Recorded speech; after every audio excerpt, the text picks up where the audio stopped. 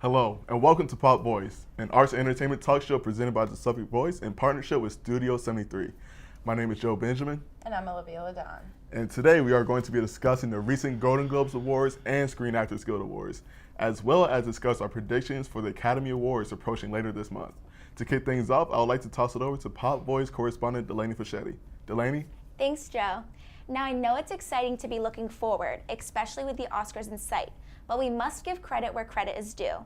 This award season has so far been nothing short of fabulous.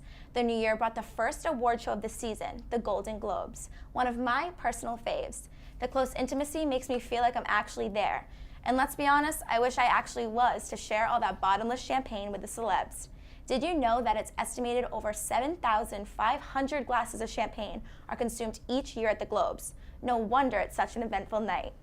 Either way, this year was nothing short of that. Starting with the red carpet. Carrie Underwood got some feedback on her bubblegum pink fluffy dress, which despite the criticism, stated made it feel good, and that is why she decided to flaunt it.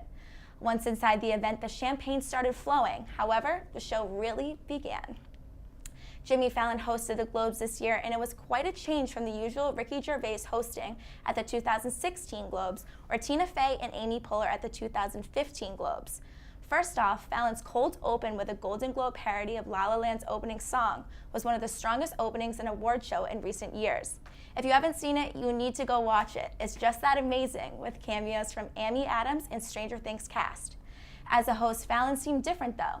Unlike Gervais, who truly jokes and makes fun of everything about the award show and is on stage as much as the award recipients, Fallon was hardly on stage at all, a somewhat nice, refreshing change from the usual onslaught of jokes.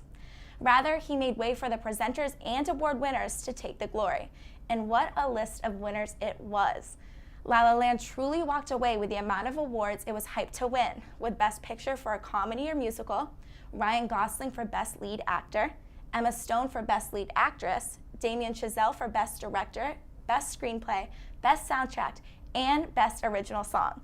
La La Land walked away with a record-high 7 awards, beating One Flew Over the Cuckoo's Nest for the most wins in one night. Some other important winners including Moonlight for Best Picture for a Drama, Casey Affleck in Manchester by the Sea for Best Actor in a Drama, and Viola Davis in Fences for Best Supporting Actress in a Drama. However, with La La Land winning so much, it seemed to go exactly as the Hollywood Foreign Press planned. The Screen Actor Guild Award, or SAG Awards, were quite different results from what the Hollywood Foreign Press thought, however. Emma Stone was the only La La Land recipient of an award for Outstanding Lead Actress. Fences actually took home 2 awards, with Denzel Washington receiving Outstanding Lead Actor and Viola Davis again for Outstanding Supporting Actress. The Oscars can only boast more surprises as it approaches on February 26th. So, what do you guys think of the awards? I think it was hilarious, especially when Barbara popped out of the pool in the cameo. It was hilarious. It was. Jimmy Fallon's always my favorite. He just always has the best opening at award shows. They say it was one of the best openings in a long time. Definitely. So we'll definitely watch it again. Thank you, Delaney, and we'll be right back. And when we return, Olivia and I will be discussing Delaney's thoughts as well as the upcoming Oscars, so stick around.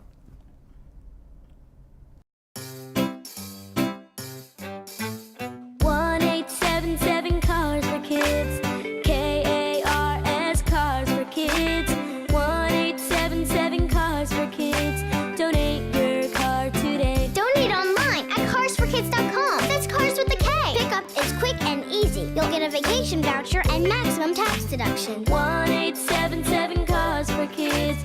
Donate your card today. Welcome back to Pop Voice. I'm Joe Benjamin. And I'm Olivia LeDonne. And we're going to discuss our opinions on what we think will happen at the Oscars. Before the break, we heard all about the winners of the Golden Globes and the SGA Awards. So I know that the Oscar nominations are really, really good this year. Yeah, I think this is the most diverse list that we had in a while. So, yeah, it's a tight competition, but the most nominations are La La Land, who holds 14 nominations. So that's a lot. I know, man. It's gonna be crazy. I just can't imagine them winning that many awards at at the Oscars. I know, and they did great at the Golden Globes. This is the 89th Oscar Awards show. That's my age. It's going to be February 26th at 8 p.m. Mm-hmm. So make sure you guys catch that. Definitely. The nominations were announced January 24th at 5 a.m. So I don't know why they do it that early. yeah, honestly. that's too very much. weird. Yeah. Very weird. I don't know who's going to see it then, but True. of course we got to wake up to all the exciting news that day. Mm-hmm. I know the big contenders other than La La Land is Hidden Figures. That's with Taraji P. Henson, Janelle Monáe, Octavia Spencer. They're talking about the NASA story, and the other one is Moonlight. It was about a coming of age story with an African American growing up in Southeast United States of America. Yeah, yeah, those are our top 3 nominations for a lot of this stuff. We also have the host, Jimmy Kimmel. Of course. And this should be exciting. He actually made an interesting tweet. He tweeted, "Yes, I am hosting the Oscars. This is not a prank. And if it's my revenge at the Academy Award, will be terrible and sweet. Thanks to ALS formal wear." So I don't really know what that means, but we should see. And this should be exciting because Jimmy Fallon just had a huge opening. Right. So how at can the you top Globes. that? I mean, you can't top Jimmy Fallon. I know it's hard. Like high key, I wish Jimmy Fallon hosted the Oscars, but you know that's not in my my little place. So I'll just stick here. Yeah. So I think for animated feature film, that's always my favorite one because I Yes. always love all the cartoons and stuff. True. I was rooting for Zootopia. Of course. But Of course. It doesn't seem to be up high in the Really? nominations. We got Kubo and the Two Strings I that don't understand that one. are running first. I didn't get to see that one, but I did watch Zootopia with my little sister. Of course, And it yeah. was the cutest movie. It was the cutest. It was hilarious. I know Moana and Zootopia are, since they're both Disney, I think those two were absolutely awesome movies. But I think because Zootopia had the bigger message, I believe that will be the overall winner. Hopefully, Yeah. that's my favorite. And then for music, I know Yeah. we love the Troll song, course. Can't Stop the Feeling. That is my favorite. The Trolls is the cutest movie. So I hope that wins, but La La Land seems...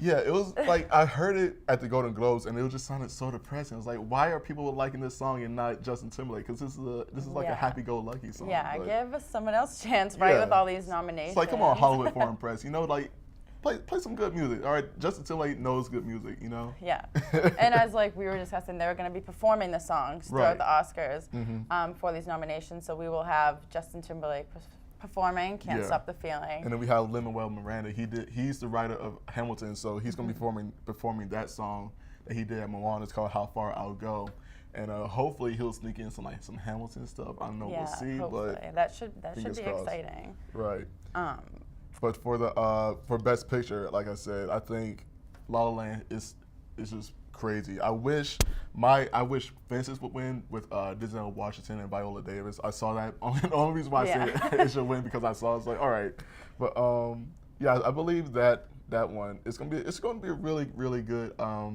list. You know, you don't have Leonardo DiCaprio in it, so Yeah. yeah. yeah, La La So it's Land good. seems they're taking it over. So Yeah. we'll have to see. Hidden Figures though, they hit 109.4 million. Are you serious? Yes. Wow. And, yep. I wish I had that in my paycheck. Wow. And then Arrival hit 175.9 million. No, so. that was the movie with the space alien. The Yeah. lady was Amy Adams trying to like she could understand the aliens. Yeah, something weird like that. I didn't get Yeah. a chance to see that movie, but I was like, that's kind of. it's just like it's a big competition, so I'm excited to see everything. Right. And then for actor in the leading role, that's gonna be a good one too, because you have the Casey Affleck with Yeah. the Manchester by the Sea movie, and then we have Denzel with Fences and Ryan Gosling with La La Land. So that's gonna be a really tough competition. That is a tough competition. I Everybody believe- loves Denzel. Right. You know, Denzel's the dude, but Casey Affleck, he's trying to be his brother. So I know. I think even though that was a really depressing movie, he did a pretty good job portraying an uncle that he had to guard with his his nephew or something like that.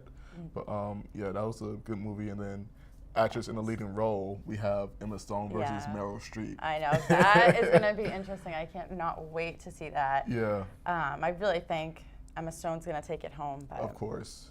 We're not sure with all this hype about La La Land. Yeah, it's we'll see what happens, honestly, but I just can't wait. I mean, I wish, like I said, I wish Jimmy Fallon hosted the Oscars, but we'll see what happens. So definitely tune in. What was the day? February 26th at 8 p.m. You Awesome. can catch the Oscars. Definitely go check it out. Well, that wraps up our show today. Go to the SuffolkVoice.net in order to get all the latest news and entertainment news, as well as university happenings. And as well as find us on Facebook at the Suffolk Voice and follow us on Instagram at SU_voice. A big thank you to Studio 73 for hosting us. I'm Joe Benjamin, and we will see you next time.